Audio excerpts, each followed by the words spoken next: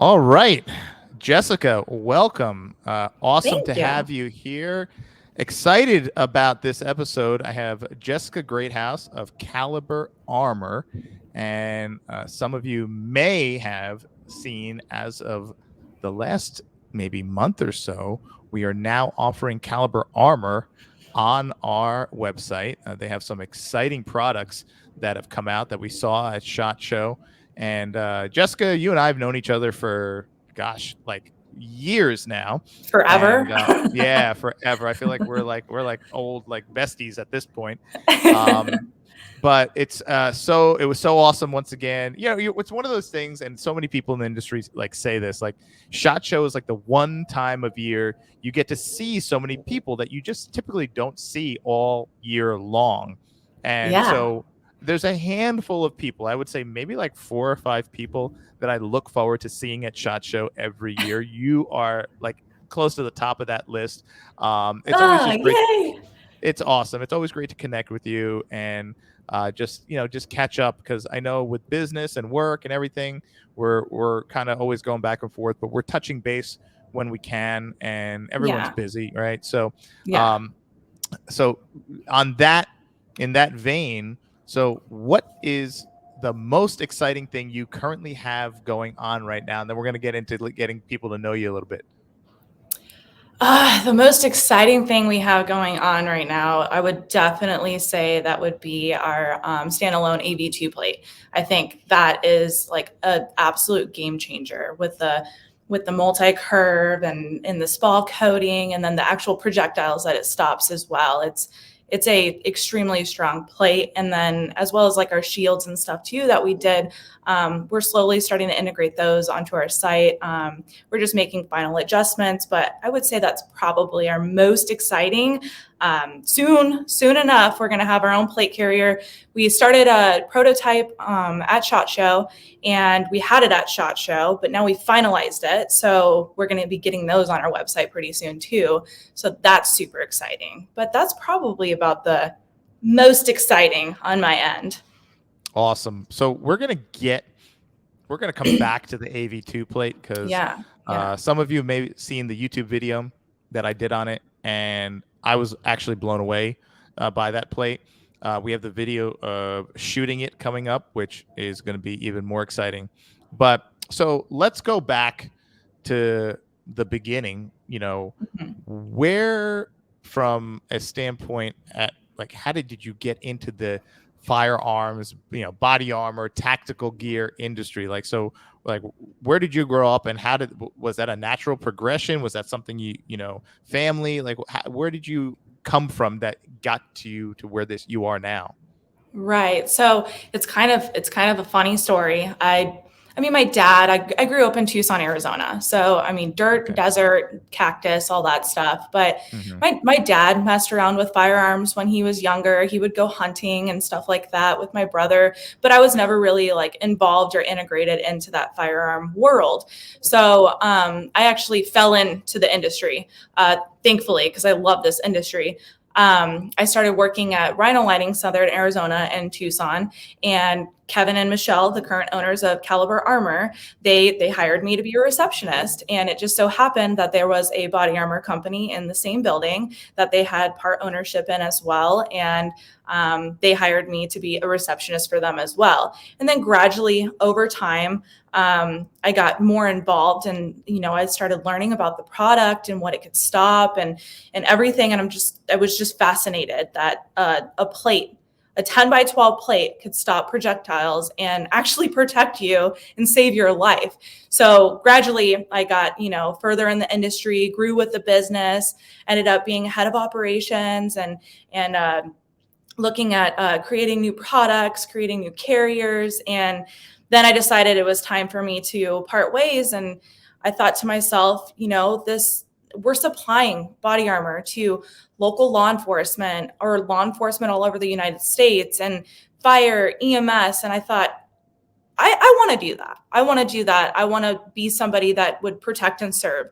So I decided to apply for Border Patrol. Unfortunately, I did not get through the process. If a lot of people will know that the process is very extraneous. So unfortunately, I didn't get through the process. But in the meantime, while I was in between jobs and everything, Michelle and Kevin reached out to me. They moved to Kentucky, opened up Caliber Armor, and asked me if I wanted to move out to Kentucky and help them pursue their endeavors with their business. And I thought, Kevin and Michelle, absolutely. These people are phenomenal. Kevin's the mad scientist, and Michelle is an amazing salesperson. So I'm like, yeah, it's like family. Absolutely. I would absolutely love to do that. So I've, over the years of being at the previous body armor company, I went through many courses because I wanted to learn more about projectiles and to better assist customers and actually know what I'm talking about.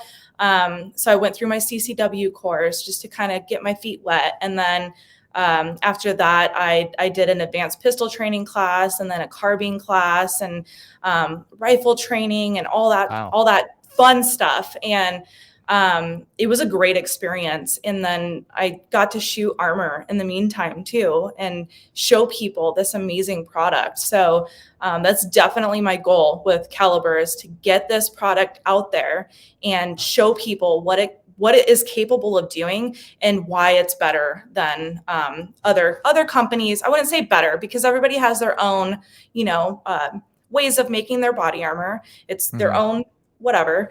But I just think it's a very superior product. There's a lot more quality control that goes in into the manufacturing process of the product. So definitely excited. So, what was the time span between when you first worked for Kevin and Michelle to then reconnecting with them after they moved to Kentucky? How many years between that? So it was about, I want to say, 4 to 5 years, give or take, about Okay. 4 to 5 years. Okay. So obviously you left a good impression with them, good enough that they reached back out Yeah. to you.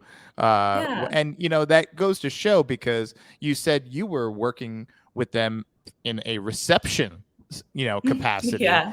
Yet Yeah. when they started this new company, they called you to be on board. So, I always tell people, a lot of the young people I talk to, I tell people, and it's funny, I say, when you come on board with a company, or you're working for business owners, I don't care if you're reception, I don't care if you're the janitor, I don't care where you start or whatever, do that job well. Just own Mm-hmm. it, do it well. And yeah, okay, you might not be a VP or a C-level person, you're coming in the door, but do it well, because you never know what that is Mm-hmm. going to, what's going to come of that. So I mean, how awesome is that? You were their receptionist, and starting a new brand, a new company, they thought of you, and they wanted you to come back there and help really grow this brand and take this brand to the next level. That's awesome. Yeah. That your obvious work ethic and your mood and your attitude and your demeanor carried over that long. That's really awesome. Yeah, it's just one of those things that I think about, it, as I was growing up, everybody told me, treat others the way you want to be treated. And when it comes to the body armor industry, what we have to understand as the person selling the product is, we're supplying a product that's supposed to save someone's life. In worst case scenario, it's supposed to save their life. So I will never go and sell or work for another company that I feel that's not, taking that into effect. It's not always about the money aspect. It's about providing a superior product that will save someone's life. So that's really where I stand on it. And I just want to make sure everybody's informed and they make a wise decision and a good, solid decision that's going to work for their body shape. Yeah, yeah. And something else you said that kind of resonates with me. I had a little bit of a Mhm. background, obviously, in law enforcement, 13 years, but I realized very quickly that the training I was getting in law enforcement was pretty much the absolute bare bones minimum training that Mhm. a human being could receive. So I took it Right. upon myself to go get further training. So I found, whoever, and there's a lot of ninjas in this field, Navy SEALs, Army Rangers, Delta guys, and I would find them and go on my own dollar, go and train with them. And then I was able to do it even more so after leaving law enforcement.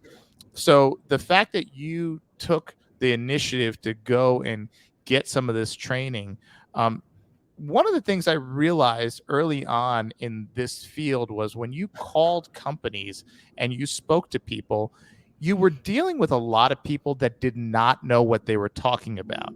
And that's something that irks me whenever I'm, in a customer service situation with any company. I don't care if I'm calling a company and asking them about like something, like some light thing I bought for the studio or whatever. Like, I call a company and I want the person who is on the other end of the line to know what the heck they're talking about. And more Yeah. often than not, you get someone who has no clue. So in my mind, I'm thinking, Yes. okay, this person clearly doesn't shoot. This person clearly has no idea about guns or whatever it might be. And, Right. it kind of is off putting. So, it, you know, did you have a similar experience where you said, I don't want to be that person where people call up and they're like, this girl knows nothing? Yeah, and even when I didn't know anything or was very new to it, I always was very transparent to the customer. I didn't want to falsify information or give them bad information, because that one person that you're giving that information to, they can take that piece of information and then send it to someone else, and then someone else and someone else. So you just have to make sure that the information you're giving that one person can be a plethora of people that you're talking to in the end run. So yeah, it definitely was something. And I'm that person that thinks of the bigger picture. So I think it's just the way my parents instilled it in me from when I was a little kid, Mm-hmm. make sure you know something. And if I didn't know it, I would always be very transparent and say, hey, you know what? I don't have the answer to that question, but let me get your information. I'll call you right back. I'll talk to somebody that would have that information. And then I would get the proper information. Not only is that a learning experience for myself, but it's also a learning experience to the person that's asking it, and then everybody else that follows it. So it knowledge is power, so Yeah. the more Yeah. you And I know, the respect more that. you can better serve. Yeah. Yeah, and I respect that. Like when if someone has a baseline of knowledge that I'm speaking to, whether it's in our Mhm. industry or anywhere, and they reach their limit of knowledge Mhm. and they own it, and the next question comes up and they say, you know what, I don't know the answer to that, but I'm going to get the answer and I'm going to get back to you. To me, I appreciate that. You're not trying to BS me. You're not trying to talk around the Mhm. question. You're not trying to make something up. You say, Yep. okay, listen, I don't know the answer to that. I'm gonna find out and get back to you. So that's a great lesson for people in general. I try to talk to when I Yeah. talk to young people about that. It's nothing wrong with that, but at least Mhm. know it, and then you learn it yourself when you get the answer, and then you get back to that person, say, you know what, I got the answer to that question. Here it is, and if there's anything Mhm. else I can help you with, that's great. So, Yeah, and I see, exactly. obviously now, having been in this industry for quite some time, your knowledge with regard to body armor has like obviously leaps and bounds above the average person.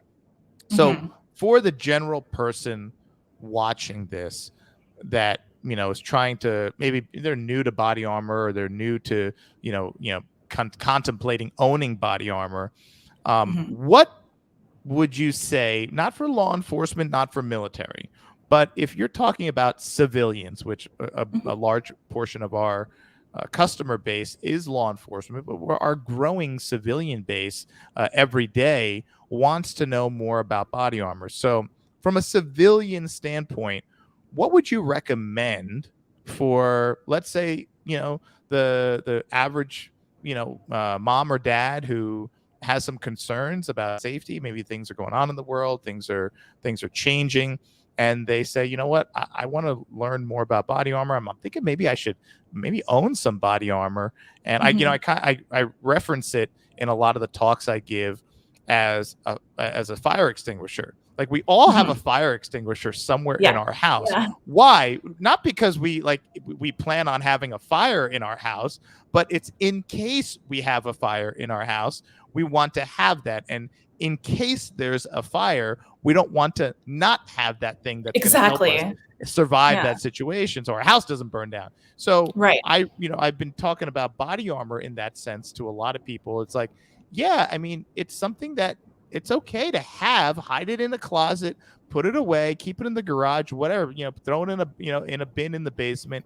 But in the event something crazy happens, you would have it and it would be there. Exactly. So you go to it. It's kind of like like I said, like the fire extinguisher, like, or the jack in your car. People even keep fire extinguishers in their car for Yeah. obvious Yeah. reasons. But like, Yeah. you have a jack and a spare tire in your car, not because you plan on getting a flat tire, but in case you do, you don't want to Yeah. be without the thing that you're going to need in that situation to get out of it. So from a civilian standpoint, what would you recommend for people, for their family? Right. So it would vary depending, but for a family, I would say mom and dad. It's always good to have body armor. Like our slogan says, "Be prepared for anything." You never Mm-hmm. know when that's going to happen, or when you're going to be in a situation of something that is absolutely terrible, but at least you have it. I would say for the parents, at least get some steel body armor.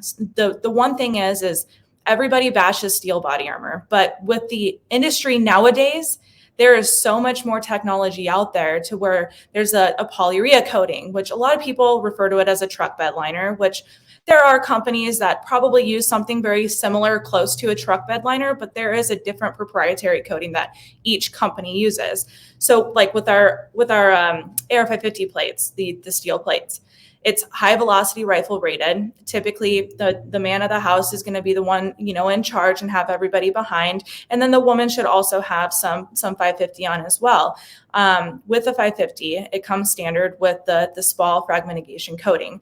So with the multi-curve, I've noticed a lot lately on social media, people have been saying, why would you create a curve on your plate that goes up towards your neck? Well, for one, it's for comfort, obviously. Comfort, mobility, it's all about being comfortable and wearing the body armor you're wearing. Secondly is with us, we did notice that, there is going to be a curve and there might be a little bit more shrapnel at the top because of that curve. So we actually add a little bit thicker of our SPAL coating, the frag and shrapnel protection, onto the top of that multi-curve to prevent anything like that from happening. So definitely the 550, it's going to be high velocity rifle rated. That's pretty much the standard that most people buy in general. But it also, the thing is it's not like the composite ceramic where you have to replace it every 5 years. It has a 20-year ballistic shelf life. So you can literally just put it in your garage, put it in your safe, put it in your closet, put it in the trunk of your car. It doesn't matter how hot it gets or how cold it gets. It's not going to affect the ballistic integrity of the plate itself whatsoever. So that, I think, the 550, just a quick release, like a Century plate carrier, that would be plenty enough for mom and dad. Now, when it comes to the kids, it is a little bit more of a touchy situation because nobody ever would have thought that we would be in this predicament nowadays with everything that happens in schools and all that. We do have a soft armor, which is level 3A. It's going to be your standard pistol protection. I know a lot of these school shootings that have happened, they do use, unfortunately, rifles. So we are trying to cater to that a little bit more. But the thing is we're not going to supply our children with a 8-pound plate to put in their backpack. So we're trying to improve and create something to adapt to that, to where we can supply something for schools or the kids to put in their backpack. So as of right now, we have a soft armor panel. We do custom sizing. So even though the size might not be on our site, always reach out to us because we definitely can create pretty much whatever size you want. If you have a JanSport backpack, some panels won't fit that. So just let us know the dimensions and we can create one. But you just slide it directly in the backpack, and it's an extra added protection for your kid. And it's a feeling of safety and security for parents that they do have something to protect themselves. So mainly just those two items: soft armor for the little kiddos, and then the steel armor for the parents, I think is probably the best. And the other thing is too is, one thing I want to make very clear is level 4, even though it is the highest rating, it is not always the best product. And the reason why I say that is because it's about the same weight as a standard steel plate. Some Mm-hmm. are lighter depending on where you get them, but the average plate is going to be about the same weight as the 550. The 550 will take a plethora of rounds, whereas the level 4, because it has a ceramic base, or some do like a monolithic front for the strike face, it cracks and it is only rated for 6 shots, whereas our plates are rated for 6 shots, and that's typically when the spall coating delaminates, but it'll Mm-hmm. still take more rounds after that. So the only difference between really like the 550 and the level 4 is the level 4 will stop a 30-06 armor piercing, and the 550 won't. It'll stop a JSP, but it won't Mm-hmm. stop the AP. So in reality, that round, the 30-06 armor piercing round, it is not a cheap round. So you're Yeah. probably not going to be facing that, right? So Yeah. Yeah. that's why I always push towards the steel. It's the same weight, it stops more. The life expectancy is much longer. There's only 2 things involved versus a plethora on the level 4. Mm-hmm. So, yeah, I mean, So 550 let all me the way. let me ask about the pricing, because you Yeah. have a lot of, families out there where, of course, they got to look at the price and the cost of, body armor. Mhm. And, historically, there have been people who talk down about steel armor, the spalling and things like that. But I know is it Polyshield, Yep. anti-spall coating? I Mhm. know that's like, incredible technology, and that's, coming a long way. And then, of course, you're going to have the plate in a plate carrier. It's not going to be like when you see the range demo videos where it's just a plate like wrapped to a piece of wood, Yeah. So you're going to have a plate carrier on. So, Mhm. but let's talk about pricing Mhm. from an affordability standpoint. You talked about some of the benefits of steel armor, which I've told plenty of people about. Of course, I've been attacked. How can you recommend steel body armor? And I'm like, listen, some people simply can't afford composite Yeah. plates. That's right out of the gate Exactly. one of the things. So I don't want to sit there and say, oh, well, you should get this, but if you can't, not only is it more affordable, but like you said, you can keep it in your vehicle. You don't have to worry about the extreme temperatures. Obviously, someone growing up in Arizona, you know about extreme temperatures. So Yes. you don't have to worry about that. You don't have to worry about, me being in the Northeast, extreme cold. So that's one major concern. You could just, no, because no one wants to take it in and out of their car every day. That, Right. like, no one wants to deal with that. You want to just have it in your Yeah. car and just like forget that it's there until you need it. So, or Mhm. if you keep it in your garage, our garages are usually not climate controlled, and you don't want to have to worry about it there.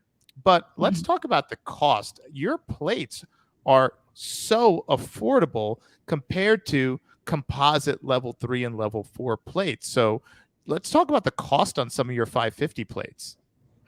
Yeah, so the Air 550 for the standard 10 by 12, which is typically what most people will purchase, it's at 149.95, and it's 30% off right now too. So 30% off of that, it's around $90. I mean, for one plate. So you're going to walk out the door with 2 plates for $180. Wow, that's incredible. That is incredible. So now, are you offering any kind of discount for people who get multiple plates? Is there anything like that you have going on right now? Yeah, so constantly on a regular basis, if you are purchasing, a massive amount or even a quantity over, like, I would say 5 to 10, we do all offer bulk level discounts. So it's really dependent on how many you're purchasing and what you're purchasing in particular. But we are definitely there to give you a proper discount and help you out, get the right product at a good price, and we know that you're covered with the this proper protection you need. Yeah, awesome. That's one of the main things that I hear from people is that they want to get armor, they want to get protection, whether it's for their home, their vehicle, what have you.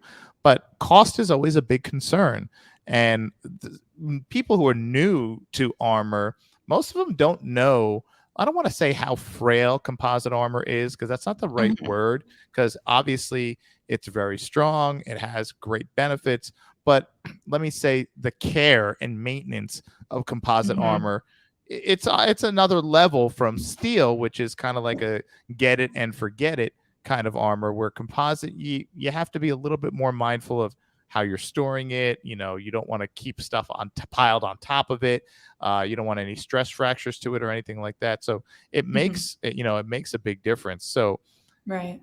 on that point, talking about levels, now we have the AV2 plate. So, for the people who don't know much about body armor, can you tell us a background on the eight? Because are you guys the first to have? Are you guys, this is the first of a kind for the industry? Is there anyone else? I mean, I haven't seen anyone else with one. I haven't seen anyone else, but I'm also not going to be that person that's going to step on another company's toes. So I'm not going to say that we are the first one, because I am not 100% positive on that. But I can say that there are other companies that do have a very similar steel product that they don't have it advertised as a rifle tube plate. Okay.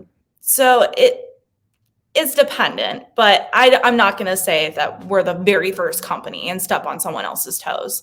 Okay. All right. So tell us about the stopping power of it. How is it different from a regular AR 550 plate that you just recommended someone get? Right. So it's going to be based off of the velocities. It'll actually stop the M855A1, which the 550 that will punch right through it. And Okay. then it'll stop the 54R round, the 54R round. It will stop that as well, and it's based on all the velocities. So the 54R is going to be at 2,800 feet per second, which the 550 will not stop that at all. Even though it is a thicker material, this is a much harder steel, so it has a little bit higher of a stopping capability. The M855A1 round is actually 3,000 feet per second on its stopping power. So the NIJ currently has their specs for the velocities on specific projectiles. So Mm-hmm. the M80 FMJ round, the NIJ, and I'm reading this directly from our spec sheet because we pulled it directly from the NIJ. Okay. The NIJ speed for the M80 FMJ is going to be 2,700 feet per second. So Okay. 2,780 feet per second. Ours Okay. actually exceeds it. So we pushed it to that extra limit. We wanted to see actually how fast of that velocity it will take. It'll actually go to 3,000 feet per second. And then the MSC round, we stop it at 2,500 feet per second. Their recommendation on it, the required speed spec is going to be 2,380 feet per second. And then the XM193, they recommend 3,250. We stopped it at 3,300. And then the M855BT, their stopping is 3,115 feet per second. And ours actually goes to 3,300 feet per second. So it's like everybody hears all the time, velocity kills. Velocity is what will punch Yeah. through armor. With Yep. this plate, we met those specs, not only met them, but we exceeded them. We went higher. That way we can actually supply a good product. And then it comes with that poly protection as well. So, and then the weight on it, it's thinner, it's stronger, and it's lighter. So it's actually quite thinner than the 550. So the 550 is half an inch. This is about, I would say, close to about 210-ish. I have it written as half inch, but it's not half inch. It's very thin. You've seen it. You've compared it to Yeah. the I felt. 550. Yeah. It's much thinner. And then it's 7.2 pounds for a 10 by 12 for the AV2. The 550 is 8.5. So it's like a pound and a half, that's a Yeah. difference. So it's a phenomenal plate. It's absolutely phenomenal. I'm super excited for it. And we still have that phenomenal multi-curve on it. So higher power, stops higher velocity, lighter, and it's only $199 on our site right now for per which plate. So which is incredible, yeah. for a plate. So for those who are shopping Body Armor and looking at different options, you're going to see the cost for composite plates, and then you're going to look at the cost of a plate like this AV2 plate, and you're going to see, or even the 550 plates. The Mhm. pricing is so phenomenal. It's at the point where, thankfully, I'm very glad when it comes to the industry as a whole. I'm glad to see some of the pricing come down on Body Mhm. Armor, because I know there was a time there where you would see plates for like $500-$600 a plate, and you're Yeah. like, what is going Yeah. on? Like, who can afford that? Like, that's like, Yeah. Yeah. and then if you need to get like multiple carrier setups for your family or whatever, I mean, it was out of control. So it's nice to see companies like Caliber offering affordable armor, good armor that's affordable. It's like made here. It's not made in like China or something, and Right. there, Right. not that there's anything wrong with made in China, but when it comes to something that's going to stop a bullet to Yeah. potentially, save you, of course, Yeah. people want a little. They want that surety that, okay, this is something that's made here to testing standards, NIJ's involved, NIJ standards. So that is something that I really like about the Caliber armor, and was something that we were attracted to about that. So where do you see body armor? You've been in the game for quite some time, and Yeah. you've seen different things, and seen what different companies are doing.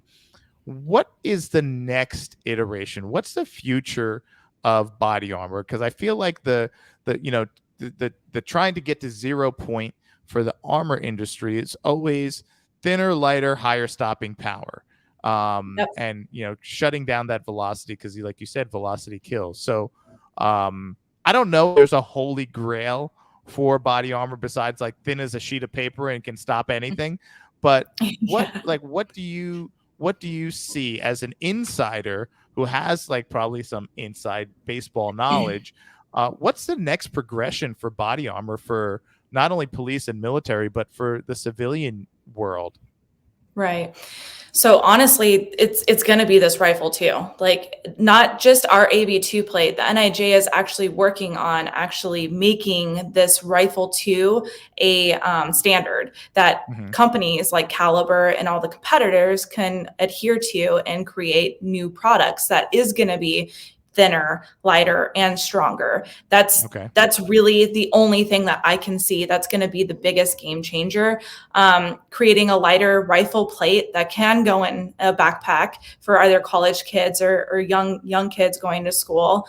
That's really going to be the biggest game changer. And I think there's always been level 3A, 3 plus, and 4. But the 3 plus was never under the NIJ. It was just an industry term. So the Yeah. fact that they're doing this rifle 2 standard, I think that's going to open it up to an even bigger industry. Like body armor is already a big, vast industry as is, but throwing in this rifle 2 plate, it's going to start teetering out. I think eventually at some point, I don't know when, because I can't predict the future, unfortunately, but I think at some point, soft armor is probably going to end up slowly going away because our projectiles that we're facing in this world nowadays, sometimes it's pistol, but most of the time it's rifle. So I can see that slowly going away. It's probably going to take a very long time. I think it's still a great option to have, even, as the time changes and body armor changes and advances.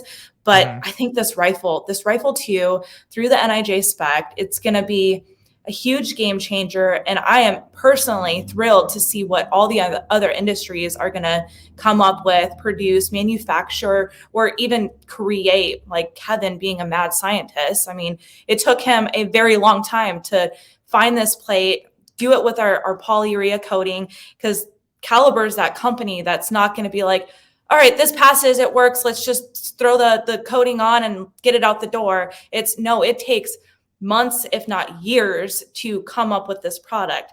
From what I am under the impression, this AB2 plate took him about a year and a half to come up with. So Mm-hmm. it I'm excited. I'm excited for the Rifle 2. We're doing shields that are Rifle 2 as well. But all the other companies, what they're going to come up with, that's what I'm excited about. And I really think it's going to be under this Rifle 2, which is a great game changer for the body armor industry. You know, and I think so too. Once I saw it and once I held it and saw how thin it was and how light it Mhm. was, I immediately, like as soon as I took it out of the package, reading the specs, and I have no doubt it's going to perform when going to the range. And I know everyone's excited to see that video. So many people have been messaging me after I did the video on it. But I think that is, one of the things that will be the future of the armor industry. But Mhm. I talked to a lot of parents, and they are concerned, rightfully so, about the right now. It seems like when it comes to backpack armor, and of course, we just are coming off the heels of another school shooting, what happened in Yeah. Nashville at Mhm. Covenant Christian. Um, I I tell them about the armor we have for backpacks right now, and the first question they ask is that going to stop the bullets from an AR-15? Yeah. Yeah. And I say no, it won't. And so they say, okay, what do you have for my child's backpack? That, of course, the backpack panels are much larger than the 10 by 12 panels. Yes. What do you have for my child's backpack that will stop the bullets from an AR-15? And obviously, they're talking about 223 556. And right now, there isn't a viable option to put into a child's backpack that wouldn't like Mhm. make the kid fall over backwards when they put their backpack Exactly. on. So what's the progression there? What do you think is the ultimate goal? Is to make something steel but lighter, or is it that going to be a composite, or is that going to be some kind of super soft armor that will happen to be able to catch a rifle round? Like what, Right. like that's an important thing. I mean, I could see why parents are asking that question. Where do you Mhm. think the solution to that's going to come from? So I think, it like you were saying, you hit it nail on the head. It 100% has to do with the weight, and unfortunately, most of every company has the steel plates, or they do have composite plates, but it's like $400 per plate. Because we have a composite plate. I mean, it's 3.2 pounds per plate, super light. I could see a kid wearing that, but it's an inch thick. It's your standard composite plate, and it's $375 plate. Like that just Yeah, doesn't. It's not very ideal. So our thought is getting a shield. We're going to do like a shield that we want to get out there and show. They were talking about possibly donating one to a local school here, and possibly, like what you said, with fire extinguishers. They have the same thing in schools. They have fire extinguishers everywhere. Same yeah, thing. Put a shield next to the fire extinguisher or in every classroom or something like that to provide these kids with protection. And unfortunately, it would lie on the teacher, but at least sure. something in there. I know I've seen just recently on Facebook, I saw a video of this like chamber that you can pull in the corner of the room, pull it, and it encloses the teacher and all the students in this bullet protected Hmm. like shelter that protects them. So I think it's still we're all still trying to wrap our heads around, like, is this really happening? This is really causing this much, and lives are being taken. So we're trying to go at it very strategically and figure out if possibly we can make a lightweight plate like our UHM WPE plate Hmm. that will stop those higher velocity rifle plates, but not kill their back at age, Yeah, yeah, whatever, 5. 5 Yeah, or 6. Yeah, young yeah, right. kids, like, that weighs more than them. So it's it's on our radar. We did see a contract out there that has already been awarded of doing those ballistic shields in schools. So we're working on it. We're trying to come up with something that's going to be efficient and help these kids. I just hate I hate talking about it just because I am like I'm not a mother yet, but I have that motherly love because I do want Yeah. kids, and Yeah. it hurts me because it's scary, like, to bring kids into this world. It's just terrifying, and to have to think about this, it's just another thing to worry about, you know. Yeah, So yeah. Last thing you want to think about when you send your child to a place where it's supposed to be a safe haven for learning, and mhm. you don't ever want to get that phone call or get that text message saying that there's been a shooting at your child's school. I mean, I can't imagine like your heart sinking into your stomach at that point and Yeah. praying that your child hasn't been affected by this. With Mhm. you have a little bit of background, let me say, from a law enforcement, but a lot of things you've done in your lifetime already, your young lifetime. On that point, armor is important. And I would Mhm. say, getting something like shields in classroom, I mean, a phenomenal idea. What's your viewpoint of maybe having a police officer or maybe a retired police officer in some of these schools that would be, just a presence there that's armed? Do you think that's a Mhm. viable solution? I think it's a great solution because not only do they have training in it, there's teachers that, because there was a debate for a while having all the teachers armed, and I personally, when I first started getting into the firearms industry, it's one of those things that, being a woman, a gun, I mean, that's a man's world, you know, typically, ideally, that's a man's world. But nowadays, it's not. And I got into it and I was terrified. Like, I'm like, Mm. I know what they can do. I know what they're capable of. It scared me. But Mm-hmm. going through the training, it helped me understand better and, like, okay, this is what to do and what not to do and all that, which I think would be great for the teachers. But at the same time, they're not signing up to be a security guard plus basically a parent and also a teacher. It's not fair to them. So at least, yeah, I mean, absolutely, a security guard that had prior training, retired law enforcement or retired military, absolutely. I think that would probably be one of the best things, just because I know there are a lot of soft-hearted people out there, and typically, not all, because I'm not going to say all of them, but Mm-hmm. typically law enforcement and military, that they have family of their own, and they're going to want to make sure they're safe. And I'm sure people would probably even volunteer to do that for Yeah. kids. Yeah, absolutely. And I get, the people who are against, arming teachers. I understand their viewpoint because they're Mhm. seeing it as there's a gun in the classroom with their child. And, Right. I know when someone's trained and someone's proficient, it doesn't matter. However, I sympathize and I understand. I've talked to parents who are like, yeah, I just, I want my kid to be safe, but I don't know how I feel about their teacher having a weapon on them. And I understand, I get Right. it. Right. But having someone outside the classroom, in the hallways, at the door, trained, like you said, retired military, retired law enforcement, trained and ready to deal with the threat.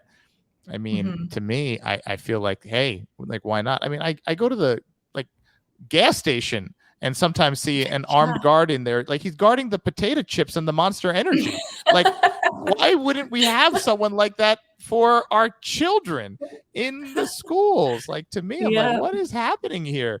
So, Yeah. like, you see that and you're like, okay, like this is important. You go to, I went to the rodeo the other night, and at the rodeo there was two officers, and they were the security. I don't know if they were off duty or retired, whatever, but there were two guys that had security vests on, and they had weapons on them. And I was like, hey, Yep. this is good. This is the rodeo where there's grown adults, where most of the adults probably had guns on them, and there's Yeah. armed security there. And I'm like, what is going on? Why can't we have guys like you at our schools to help protect our Right. helpless children? And of Right. course our Right. teachers. our teachers Yep. as well. As we saw in Nashville, two teachers and the principal lost their lives. So, so that's something that, I'm a proponent of, but definitely getting some kind of armor shields in the schools. That's a phenomenal idea. If one of these nut jobs enters into these buildings and our children is there, you got to give them some kind of fighting chance. You have to. Hmm. You got to equip them, and having shields or having these little safe rooms or panic rooms, whatever you want to call them, I think is critical for that. So Right. that's a great point. So tell me, what's next for Jessika? What's next on the horizon for you? What personally, from a personal standpoint, Oh what's gosh. the most exciting thing what are you most excited about from a personal standpoint in your world? From a personal standpoint, I think I'm extremely excited to marry my fiance next year. I'm super There you excited go. about that. We actually met through the Border Patrol process. So thankfully, at least through CBP, I found him and we're match made in Awesome. heaven. So that's super exciting. As far as everything else, I mean, I had my my heart taken out of me from Border Patrol not accepting me. But and it was the polygraph. It's just one of those things that polygraphs are hard. They're not easy, and Mm-hmm. you got to stay calm and everything. And I took two of them, and I just didn't get through. So it doesn't mean I'm going to stop trying, because definitely Yeah. I have 2 years to reapply. I'm thinking about maybe doing that. Mm-hmm. Depending, I'm not really sure, but I got my EMT cert done. I was trying to be proactive before I got into Border Patrol, because I wanted to do the board tack end of things, Mm-hmm. and it I got so I went through the EMT training while I was waiting, and so I'm EMT certified. So I also have that, to where if I wanted to help my community, I could go be an EMT. I thought about going to flight paramedic school, because that has always intrigued me. That's Um, awesome. Yeah. but it man, life is all about living. And my thing lately is, if it's meant to be, it's meant to be. And if it's going to happen, it's not going to fall into my lap. It's going to be hard. I'm going to have to put something towards it. But if it's meant to happen, it's going to happen. And I think it's at one of those standpoints right now, to where this company right here, they got me tied in for a very long time, until something else changes. I'm excited for my future. I'm excited for Caliber. I'm excited for, you know, Brandon and myself. And it it's a beautiful world. It's a beautiful place to be in. People can be so extremely hateful and ugly, but you just keep a smile on and shrug it off your shoulders and keep moving forward. So nothing really new and exciting other than getting married. And that's a great viewpoint. And you know what?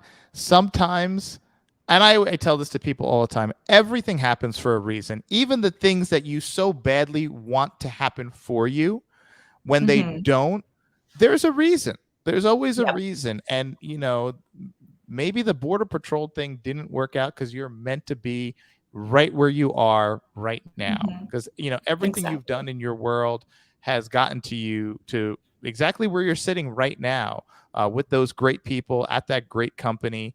And maybe that is the next, progression for you. And maybe that's why the Border Patrol thing didn't work out. And, I tell that to people. Some people, they have things happen to them and they're heartbroken, they're crushed. And I tell them, you know what? Down the road, there's been a lot of things that have happened to me personally. And Hmm. I've come to find out where literally the thing that happened to me that I felt was like the worst thing in my life, one of the worst days of my life, ended up just a short time later, I Yep. realized that it was the best thing that ever happened to me. And now in that Exactly. moment, if you came and patted me on the shoulder and said, "Listen, I know this is tough, you're upset, you're crying, but this is the best thing that ever happened to you," I would have like turned around and slapped you and been like, "What Right. are you talking Right. about right now? What do you mean?" But 3 years removed, and I'm like, oh my God. Yeah. That's how the universe works. That's how the Lord works. However you want to, whatever you Yeah. believe, and I believe that's how the Lord Right. works. And sometimes the thing that you thought was the worst thing that ever happened to you actually is the best thing that ever happened to you, and it changes your world. So Yep. I Yep. try to always, always tell people, try. I know it's hard in that moment, but then down the road, try to find the silver lining in that Mhm. situation and grow from it. Grow from it, expand Right. from it, and make it so that that's not something that defines you. It's just like that's the thing that redefines you, and Yep. that's Exactly. that's how I try to look at it. But man, it's so awesome. Like I love that we're actually getting to communicate a little bit more as of late, I rather than know. just like, or like the Texting. one text a year, and then I see you at Yeah. SHOT Show. And for the record, how many years straight is it that I've reached out to you on your birthday? Oh my I don't. God. Since like the first time you knew Yep. it was my birthday. It's been, Yep. let's see, I've worked in the body armor industry for about 8.5 years now. So I'll take off a year. So we'll say 7.5 years straight. You've done that. Yeah. So Yeah. Just yeah. it's perfect. Just It's commit it to perfect. memory. The important people and the important things that matter. So I've always been that way. Yeah. Um, so listen, I'm so excited for you, not only with your future with Caliber and what you're doing with them now and things that are going on at Caliber. I can't wait to see what you guys are going to come up with and come out with. I know it's going to be exciting. I know it's going to be like industry leading, and it's going to disrupt things, because I feel like Caliber is the company to come out with stuff like that.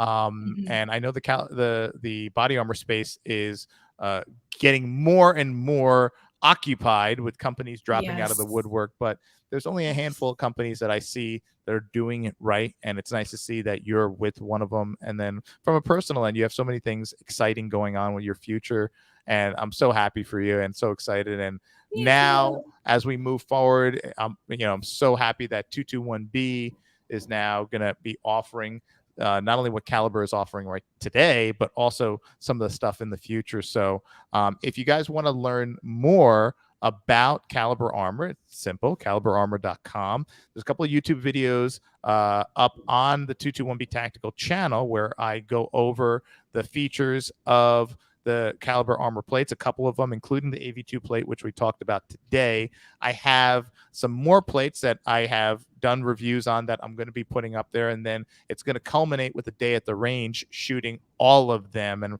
we're actually waiting, just so for the people who've been asking, when is that video coming out? We are actually procuring a private range, and at the private range, we're waiting for a day where there's no one else at the range. We're doing that for the sake of the viewer. So for our video quality, we don't want to have other people in the background talking. We don't want to have guns going off on from ranges on either side of us. So we're just waiting and trying to dial in a day when no one else is there, and we'll own the range. And that way we could have our video set up, because we're going to have multiple cameras up, close up, slow mo for the bullets hitting the plates, far away, all the guns lined up with the different calibers. So just sit tight, because when that video comes out, it is going to be epic, and it's going to really prove how Caliber Armor literally went above and beyond, not just figuratively. They literally went above and beyond, even on the velocities of the rounds that the plates could take, went above and beyond to make these plates superior. And you guys are going to see that when we go to the range. I'm sure of it. So stay tuned for that. Anything you want to know about the plates, caliberarmor.com, and then you could see some of those same plates on 221btactical.com under our body armor tab. All of them are there, and you're going to see more of them coming as the weeks and months progress. So, Jessika, thank you again. Always great to see that smile Thank and that you. face. And tell everyone at Caliber Armor, thank you for allowing you to come join me on this. And to everyone else, thank you for watching, and we will see you next time. Bye.